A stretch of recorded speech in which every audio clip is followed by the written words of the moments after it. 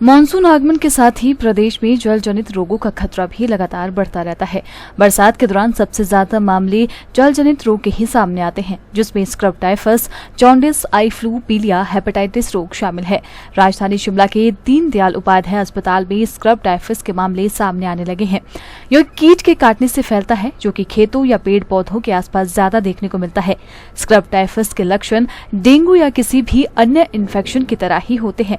ऐसे में यदि आपको बुखार, ठंड लगना, सर दर्द, बदन दर्द, मांसपेशी में दर्द, कीट के काटने की जगह पर गहरा खुरन जमना, सोचने समझने की क्षमता में बदलाव, लिम्फ नोड्स का बढ़ना या फिर रैशेज के संकेत मिलते हैं तो आप तुरंत डॉक्टर के पास जाकर जरूर दिखाएं। दीनदयाल उपाध्याय अस्पताल शिमला में मेडिसिन विभाग में कार्यरत डॉक्टर अर्जुन ने कहा कि इस बीमारी से निपटने के लिए स्वास्थ्य विभाग पूरी तरह से तैयार है और अस्पताल में दवाइयों के साथ अन्य सुविधाएं भी उपलब्ध हैं।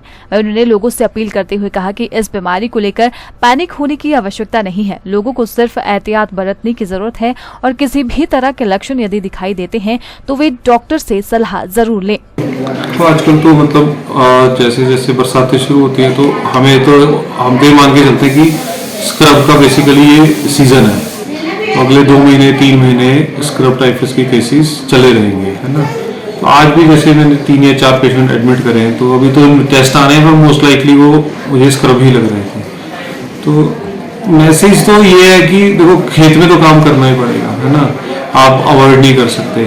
थोड़ा हो सके तो जो पैर जूते हैं, गमबूट अगर पहन के खेत में जाएं तो, क्योंकि पैरों के जूतों के रास्ते वो उसको एक्सेस इजीली मिल जाता है। दूसरा क्या कहते हैं, कोई भी अगर फीवर है ना, बुखार है, तो खुद से उसको ट्रीट ना करें। लोग क्या करते हैं, बुखार आता है वो 1 दिन 2 दिन के लिए एजिथ्रोमाइसिन खाते हैं, उससे थोड़ा स्क्रब कम हो जाता है और फिर वो काफी ज्यादा खतरनाक हो जाता है।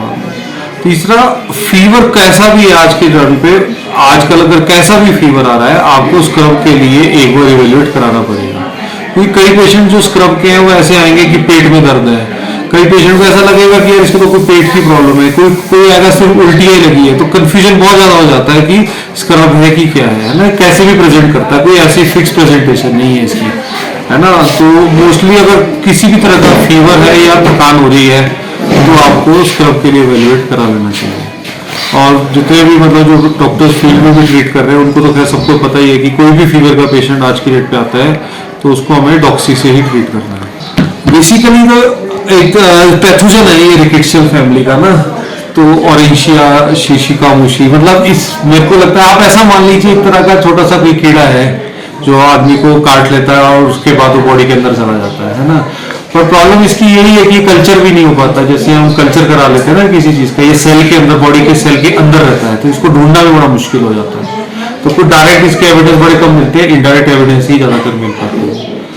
तो ऐसे नहीं डरना कि ये कीड़ा कुछ ये पता नहीं चलेगा, बट इसका जो सोर्स है वो यही है कि बरसात जब होती है तो यूजुअली बरसात के बाद जब धूप पड़ती है तो उसके बाद इसकी जो ये सॉइल के नीचे रहते हैं तो एकदम ऊपर को आना शुरू हो जाते हैं और उस समय पे थोड़ा सा, और मोस्टली लोग भी खेतों में तभी जाते हैं जब थोड़ी धूप निकलती है, तो बारिश में तो कोई जाता नहीं है, तो इस वजह से इसका जो है केसेस बढ़ जाते हैं। पर अभी भी मेरा एक ही मैसेज है कि कोई भी फीवर है, चाहे वो पेट दर्द है, चाहे पेशेंट को उल्टी है, कोई भी अजीब सा सिम्टम है जो समझ नहीं आ रहा है, उसको स्क्रब के लिए एक बार जरूर इवेल्युएट कर लें, है ना। ये मैसेज है, क्योंकि पेशेंट वही मिस होता है जो एटिपिकल सिम्टम के साथ आता है।